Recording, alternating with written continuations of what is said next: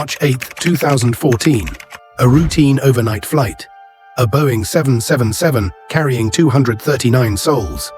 The passengers included business travelers, families, students, and even children. They boarded Malaysia Airlines Flight MH370 in Kuala Lumpur, expecting to land in Beijing just 6 hours later. But somewhere along the way, the plane vanished. No distress call, no mayday signal, no wreckage floating in the seas, just silence. In the decades since, the mystery of MH370 has haunted families, baffled investigators, and captivated the entire world. It is one of the greatest puzzles in aviation history, and tonight, we retrace the chilling timeline, the massive search efforts, and the countless theories, from the logical to the unthinkable, that try to explain what really happened to Malaysia Airlines Flight 370. The flight timeline, Flight MH370, departed Kuala Lumpur International Airport at 12:41 a.m. on March 8, 2014. The aircraft was a Boeing 777-200ER, a long-haul jet known for its reliability and safety record. On board, 227 passengers and 12 crew members. For the first 40 minutes, everything was routine. The plane climbed smoothly, established communication with air traffic control, and headed northeast toward Vietnam. At 1:19 a.m., co-pilot Farik Abdul Hamid made what would be his final transmission to Kuala Lumpur Control. Good night, Malaysian 370. It was calm, professional, completely normal. But just 2 minutes later, something strange happened. The aircraft's transponder, the device that identifies it to civilian radar, was manually switched off.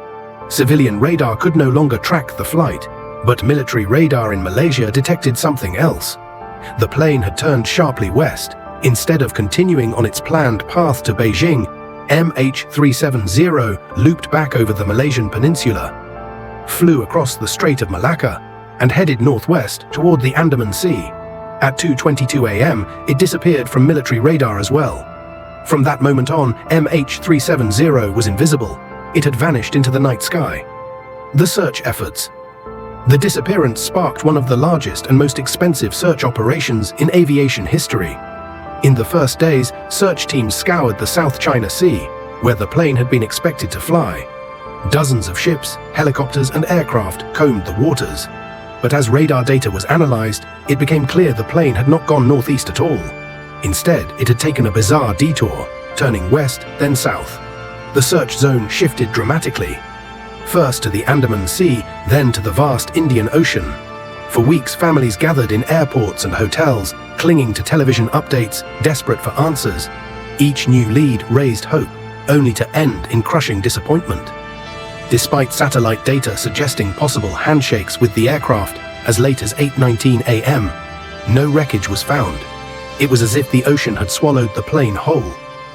Then, in July 2015, more than a year later, a breakthrough.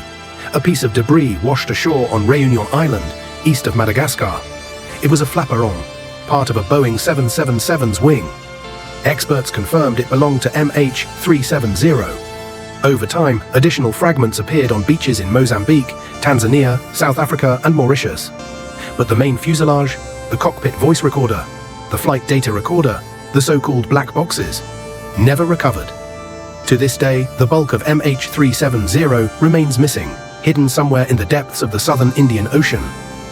Why the mystery endures? The disappearance of MH370 strikes such a deep. We live in an age of satellites, GPS, and constant surveillance. How can a massive aircraft, carrying hundreds of people, vanish in an era when we can track cell phones in real time? The lack of answers has fueled endless speculation. Some theories are built on aviation science and investigation. Others stretch into the realm of conspiracy, secrecy, even the paranormal.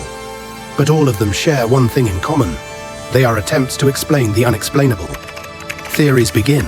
Pilot suicide. One of the most controversial theories focuses on the man at the controls. Captain Zahari Ahmad Shah, a 53-year-old veteran pilot with more than 18,000 hours of flying experience. Investigators found that Zahari had a flight simulator at home. On it, they discovered routes eerily similar to MH370's suspected final path into the Indian Ocean.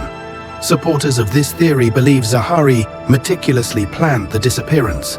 They suggest he may have deliberately switched off the transponder, depressurized the cabin, and left passengers unconscious while he flew the aircraft on a final, lonely journey. Eventually, the theory goes, the plane ran out of fuel and crashed into the sea. But critics argue there is no hard evidence, no suicide note, no clear motive. By most accounts, Zahari was respected, experienced, and stable. Hijacking theory. Another possibility is hijacking. Could terrorists, rogue passengers, or even crew members have seized control of the plane? The sharp turn across Malaysia and unusual flight path could point to a struggle in the cockpit.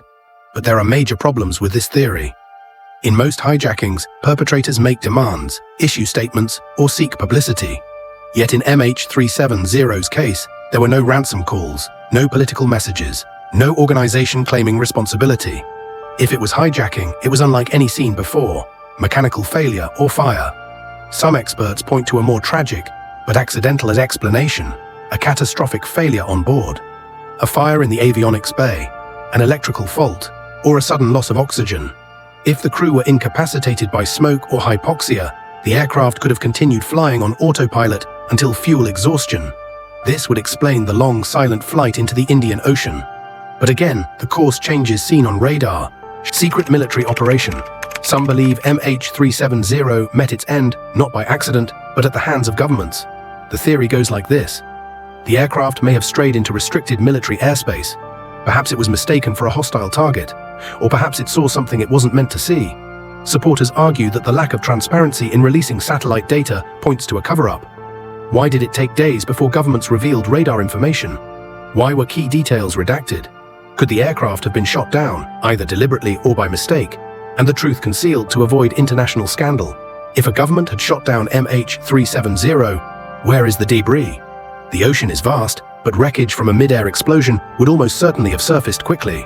And so far, nothing has suggested a shootdown. The idea remains one of the most debated, a mix of suspicion, frustration, and unanswered questions. Stolen cargo or cyber hijacking. Another theory focuses not on the people, but on what the plane was carrying. MH370's manifest listed lithium-ion batteries, potentially volatile cargo. Some whisper that more sensitive equipment was also on board. Could this have sparked a fire, or could it have made the aircraft a target? In the digital age, some have suggested something more futuristic, cyber hijacking. The idea that MH370 could have been remotely hacked. Its autopilot overridden, its controls manipulated by someone on the ground. Science fiction? Perhaps, but with increasing reliance on computerized flight systems, not entirely impossible. Still, no solid evidence points to a hack. No unusual transmissions. No signs of outside control.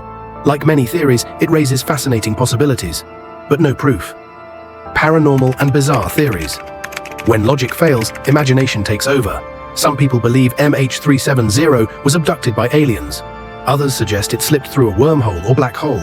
Some claim it was taken to a secret base, perhaps hidden on a remote island. These ideas may sound absurd, and they likely are, but they reflect a deep truth. When families are left without answers, when investigators admit uncertainty, people turn to the extraordinary to fill the void. The paranormal theories may never hold weight in aviation science, yet they reveal how desperately humans crave explanations, even if they defy reason. Why MH370 captivates the world.